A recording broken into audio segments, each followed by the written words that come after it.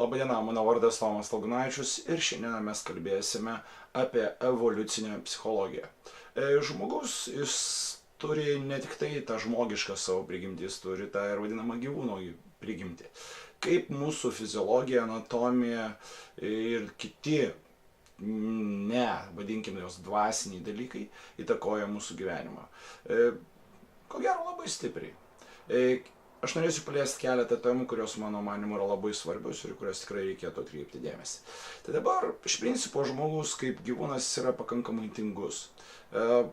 Joks gyvūnas neužsiiminėja kažkokiais papildomais veiksmais, kurie nėra nukreipti į kažkokiam išgyvenimą ar kažkokią pratęsimą savo giminės. Žinoma, pavyzdžiui, delfinai, jie užsiema to, kad žaidžia, jie turi netgi kai kurios, galima įvardinti, pirminius tokius intelektualinius gebėjimus, mąstyti, priimti sprendimus ir taip toliau. Bet tai yra viskas tiesiog, pakankamai primityvu lyginant su žmogaus gebėjimais. Tai tęskim toliau. Tai tam, kad mūsų tiesiog būtų gerai praleistas laikas ir kad mūsų tas tingėjimas jis nepavirstų visišką degradaciją, mes bandom susirasti įvairiausių stimulų, impulsų, kurie mus galėtų kažkaip išjudinti, suteikti malonumą, gyventi toliau. Tai yra išskiriamos 6 grupės impulsų, kurių pagalba žmogus, galim pasakyti, praskaidrina savo gyvenimą, padaro jį malonesnį.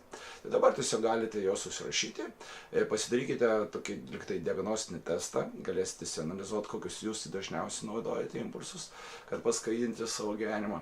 Tai gerai, pradėkim. Pirmas grupė impulsų tai yra norma, taip, viskas gerai, bet man reikia kažkokio impulso, kad man būtų geriau, kad aš gaučiau malonumą. Tai pirmas impulsas tai yra susikurk problemą.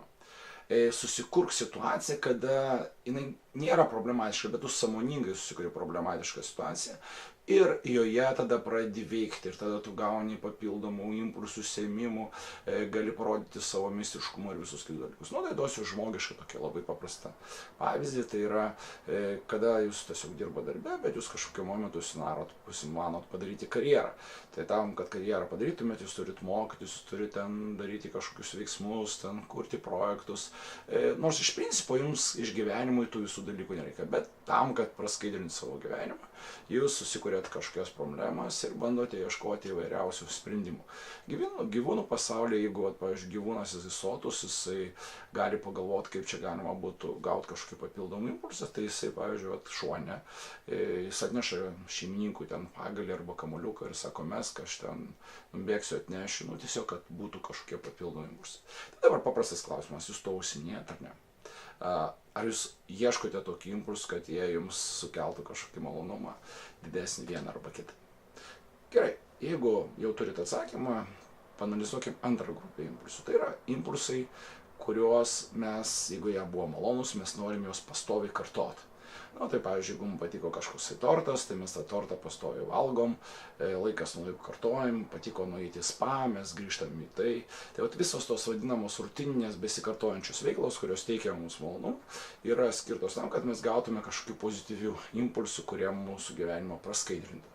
Tai ar turi tokių veiklų, kurios suteikia jums tokį begalinį malonumą, kartojant tą pačią veiklą, vieną stimulus, impulsus, kurių mums reikia tam, kad gyvenimas nebūtų nuobodus ir kurių mes ieškom pastoviai ir iš juose, kaip sakoma, gyvenam. Tai aš dar tiesiog tik tai priminsiu.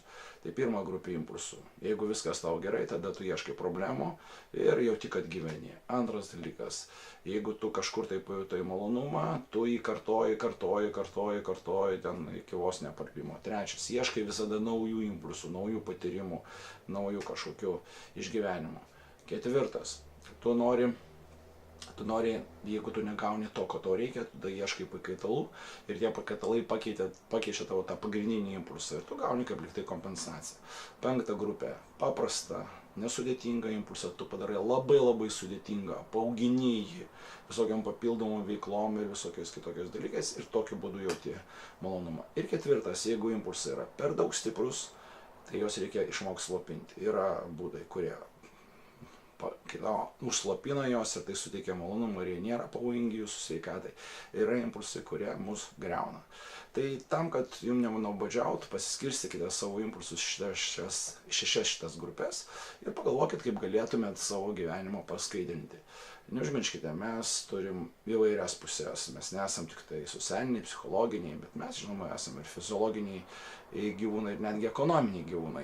Tai apie tai mes kalbėsim evoliucinės psichologijos mūsų susitikimuose, susipažinsim su naujausiom visokiom mintim, teorijom ir kaip galima būtų jas realiai pritaikyti mūsų kasdieniam gyvenime.